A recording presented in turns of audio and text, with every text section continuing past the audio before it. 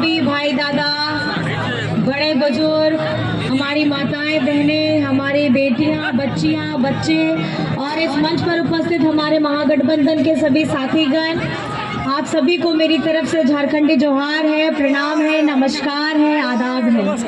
कैसे हैं आप लोग? ठीक है। और अभी हम लोग कार्यक्रम करके आ रहे थे, कहीं ना कहीं ये डर लग रहा था कहीं ये चॉपर लैंड करेगा कि नहीं लैंड करेगा, लेकिन इसी कश्मकश में और इस आपाधापी में आज हम आप लोग के सामने में उपस्थित हैं। और कहीं ना कहीं आप मुझे अपनी बड़ी बहन, अपनी दोस्त, अपनी बेटी, अपनी बहू जो मानना चाहते हैं आप मुझे मानिए। और याद रखिएगा, अब गांडी की जनता मेरा परिवार है और बहुत जल्द यहाँ पर मैं जैसे चुनाव खत्म होगा हम अपना घर भी बनाएंगे और कार्यालय भी बनाएंगे, ताकि हम लोग सीधा संपर्क कर सके एक दूसरे के साथ। बस मैं आप लोगों को इतना कहना चाहूँगी, आज हम अपनी हक की लड़ाई, अपने सम्मान की लड़ाई, अपने अधिकार की लड़ाई लड़ रहे हैं। और आज झारखंड को बने हुए 24वां साल है।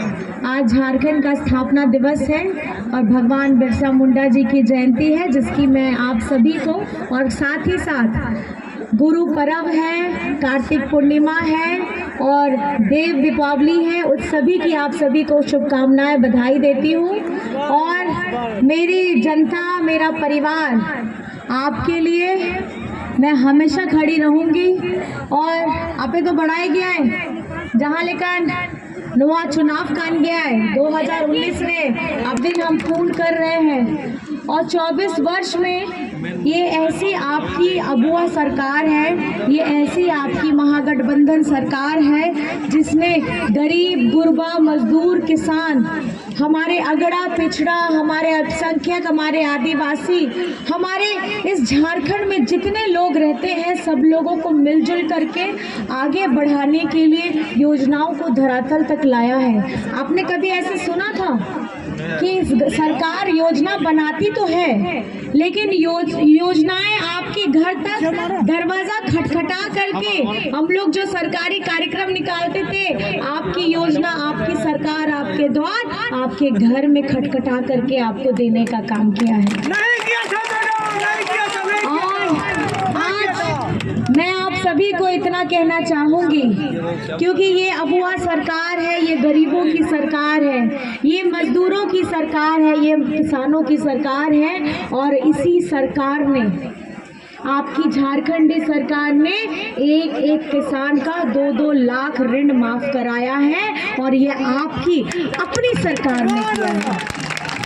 आज हम बात करते हैं मैया सम्मान की, आज हम बात करते हैं पेंशन की। हमारे जितने सरकारी कर्मचारी लोग भी हैं उनका भी ओल्ड पेंशन स्कीम जो पिछली वाली डबल इंजन सरकार थी उन्होंने बंद किया था, इस बार आपकी अपनी सरकार ने उन कर्मचारियों का भी ओल्ड पेंशन स्कीम चालू कर दिया है।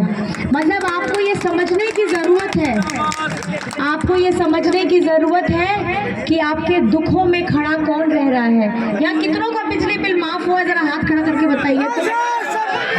बिजली बिल माफ हो गया है, सबका हो गया है। आज आपको समझने की जरूरत है, इस महंगाई के दौर में ये केंद्र सरकार हमें सिर्फ महंगाई का अभिशाप देती है, लेकिन इस अभिशाप से लड़ने की ताकत नहीं देती। और आज आपका बेटा, आज आपका दादा हेमंत सोरेन आज आपकी दुख तकलीफों में खड़ा है।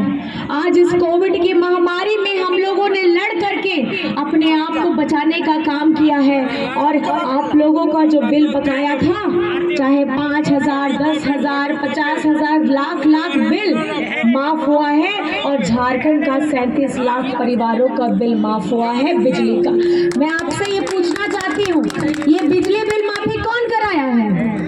कौन कराया है? और ये मैया सम्मान झारखंड में कौन ला करके दिया है? आपको आवाज देने का काम किसने किया है? पेंशन योजना देने का काम किसने किया है? हमारे किसानों का लोन और बनाया है। आज आप लोगों के दुखों में, आप लोगों के सुखों में हम खड़े हैं निरंतर। और जिस तरीके से आपको पता है ये झारखंड बने हुए 24 वर्ष हो रहा है। ये जब पहली बार बीजेपी की सरकार बनी थी तो हमारे पिछड़ों का आरक्षण 27% था। उसको 27 से 14% करने का काम ये बीजेपी की सरकार ने किया था। तो झारखंड में पहली बार सरकार बनाई थी। आज 18 से 20 वर्ष ये बीजेपी के लोगों ने शासन किया, लेकिन हमारे पिछड़ों का 27% नहीं किया। ये आपकी अपनी अबुआ सरकार है जिसने विधानसभा से हमारे पिछड़ों का 27% का आरक्षण को पारित किया है। हमारे आदिवासियों का अबुआ जहां आदिवासी सरना धर्म कोड कान किया वो न हो विधानसभा को पारित देना है। 1932 का स्थानीय नीति हमारे झारखंडी सरकार ने, आपकी अपनी सरकार ने विधानसभा से पारित कराया है। और पारित तो हमने करा दिया, हमने अपनी मंशा जाहिर कर दी कि हमारे मन में क्या है। लेकिन जब यही फाइल आगे जाकर के केंद्र सरकार के पास में जाती है, जहां बीजेपी के सत्ता के लोग बैठे हैं, वो फाइल को दबा करके बैठ जाते हैं। और आज वो क्यों दबा के बैठना चाहते हैं? वो पिछड़ों को 27% का आरक्षण नहीं देना चाहते, वो आदिवासियों को आदिवासी सरना धर्म कोड नहीं देना चाहते, वो हमें 1932 का स्थानीय नीति लागू नहीं करने देना चाहते। मैं आपसे पूछना चाहती हूँ, आप अपने हक के लिए लड़िएगा कि नहीं लड़िएगा? लड़िएगा? हेमंत सोरेन जी के साथ में खड़े होइएगा और आवाज को बुलंद करने का काम कीजिएगा। और मेरा, क्योंकि आज मैं अभी इस क्षण में अपने बारे में भी कहूंगी, उपचुनाव में आप लोगों ने आशीर्वाद दिया, मुझे बहुत प्यार सम्मान दिया और आपकी सेवा करने का भी मौका दिया। और मेरा ये छोटा सा कार्यकाल 4 से 5 महीने का जो कार्यकाल रहा है, इसमें मैंने सड़कों का जाल बिछाने का काम किया है, रोड पुल पुलिया बनाने का काम किया है। और मैंने जो अपने से एक वादा किया था हमारी बहनों के लिए महिला डिग्री कॉलेज, उसका शिलान्यास भी हो चुका है, स्टेडियम का शिलान्यास हो चुका है। 4 से 5 महीने में करोड़ों की लागत की योजनाएं मैंने गांडे में ला करके खड़ी की हैं।